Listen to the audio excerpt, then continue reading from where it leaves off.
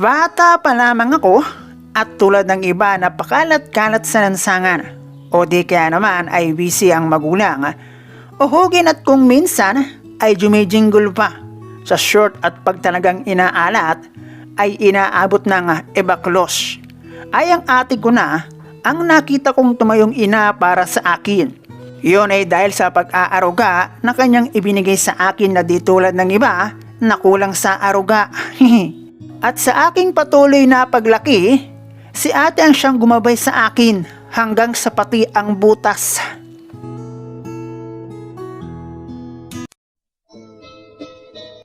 Hello guys and welcome dito sa Kasgul TV. At syempre kung ikaw ay bago dito sa aking channel at trip mo ang ganitong klase ng kwento, palike and subscribe naman dyan.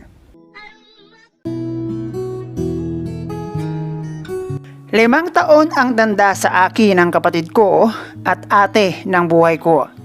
Naitago na lang natin sa pangalang Liza at ako naman ay itago mo na lang sa pangalang Sunny. Nabibilang ang buhay ng aking pamilya sa isang kahig, isang tuka o baka nga mas malala pa. Dahil pareho sa aking mga magulang ay walang permanente o matinong hanap buhay.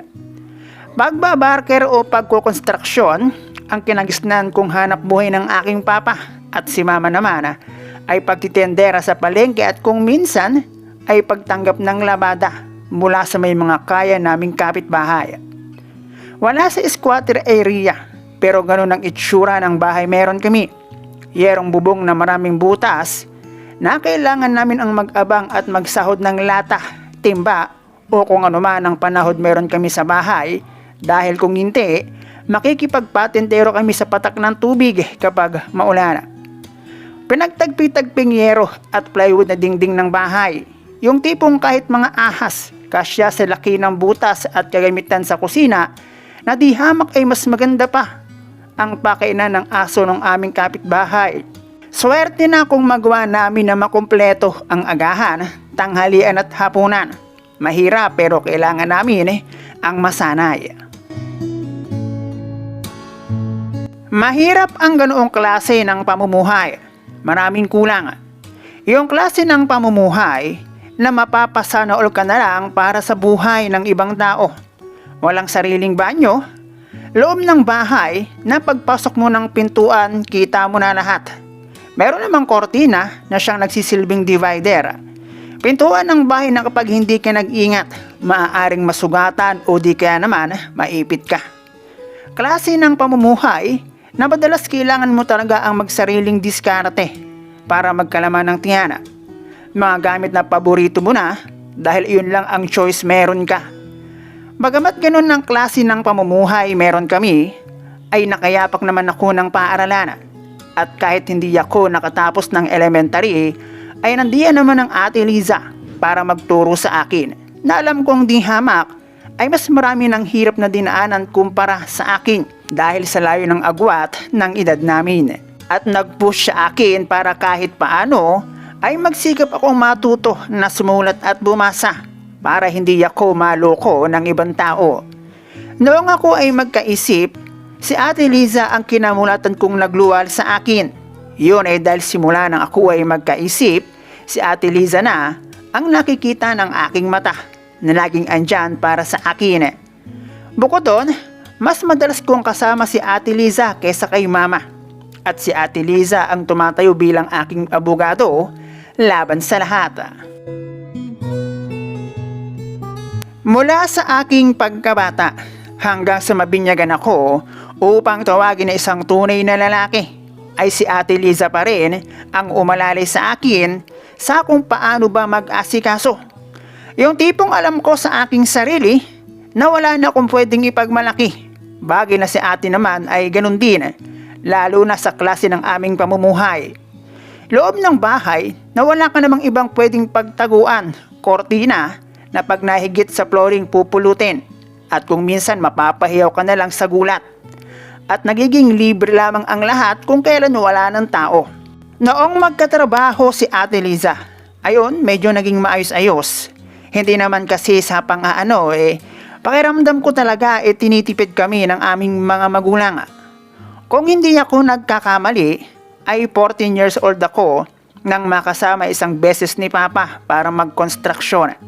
Binigyan ako ni Papa ng 50 pesos, ang unang pagkakataon sa buhay ko kung kailan inabutan ako ni Papa ng pera.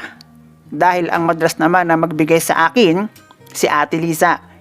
Si Mama naman dadaan ka muna sa butas ng karayom bago ka makahingi. Yung tipo ng magulang na pag sa bisyo may pambili sa bigas wala. Kaya naiintindihan ko si Ate Liza kung bakit ayaw na ayaw niyang magbigay ng pera sa aming magulang. Ang sabi mahirap kitain tapos masasayang lang. Noong magkaroon ng boyfriend si ate, silos na silos ako noon. Dahil ang nasa isip ko, magkakaroon ako ng kahati sa atensyon ni ate. At talagang ipinakita ko sa kanyang unang boyfriend na huwag siyang magkakamali na lokohin si ate. Dahil ako ang kanyang makakalaban. Sa pangyayaring iyon, hindi naman nagbago si ate.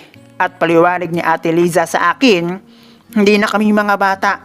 At darating ang araw ay magkakaroon kami ng kanya-kanyang buhay at magkakaroon ng sari-sariling kinabukasan. Sa puntong iyon ay nag-focus na ako sa aking sariling kinabukasan. Tama ang Ate Liza. Dahil tanggapin man namin o hindi, darating talaga ang araw, iisang mundo, pero tatahakin namin ang magkaibang daan patungo sa kinabukasan. 17 years old na ako noong unang magtrabaho. Full construction worker na ako noon. Bihira na akong umuwi sa amin dahil kung saan kami gumagawa ay doon ako natutulog. That time, lobo na ang siya ni Ate Liza para sa kanilang panganay at live-in sila noong una niyang naging boyfriend. Noong mabuhay ako bilang independent, marami akong natutunan na kalokohan kasama na doon ang kaliwat kanang bisyo. Sabihin na lang natin na dahil kumikita na ako ng pera, na-enjoy ko ang aking buhay nang walang kinatatakbutan at ang tanging alam buhay ko ito, pera ko ang ginagastos ko at pinaghirapan ko ito. 18 years old na ako nang unang magkaroon ng GF. Hindi siya maganda. Kumbaga practice lang, siya naman ang nagparamdam.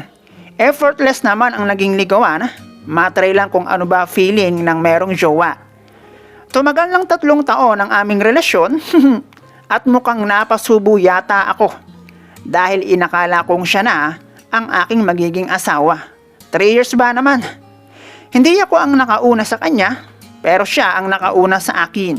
At mula noon, sa bawat naming pagkikita, ayos na ang bulalo, ubos, pati sabaw. Hindi siya maganda pero maputi siya at may edad ng 4 na taon sa akin. At kung ano ang kanyang hanap buhay, yaya ng isa sa may kayang pamilya na aking ginawaan ng bahay. Tulad ng ibang love team na walang sariling space, nagrerenta din kami. At nag-end ang aming relasyon noong mategi.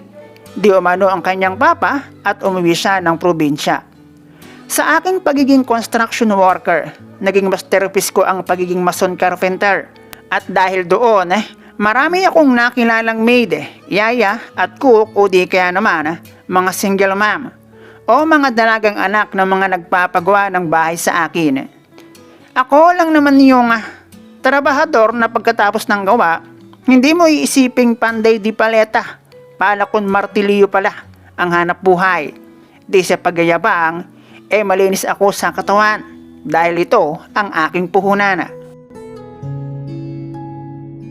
At syempre lahat dumaan ang hirap noong dumaan ang pandemic. Hirap na hindi pwedeng ikumpara sa pamilyang merong kaya. Isa iyon sa parte ng aking buhay kung saan ay nakakaisip na ako ng hindi maganda. Magkalaman lang ang sikmura. Buti na lamang at wala pa akong asawa dahil kita ko kung paano nangamote sina Ate Liza na ngayon ay merong 5 supling at hindi alam kung paano o saan kukuha ng ipambubuhay. Gusto ko siyang sermonan, ipaalala kung saan kami galing, kung anong hirap ang aming dinaanan, na dapat hindi na maranasan ng susunod naming henerasyon kung meron man. Dahil tansya ko, ngayon bilang independent, 50-50 ang bumuhay ng pamilya sa klase ng aking hanap buhay. 39 years old, may hanap buhay na tulad ng ilaw, on and off. Sa ngayon habang hindi pa sure kung magpapamilya o hindi, tulad ng bingo, patantos-tantos na lang muna.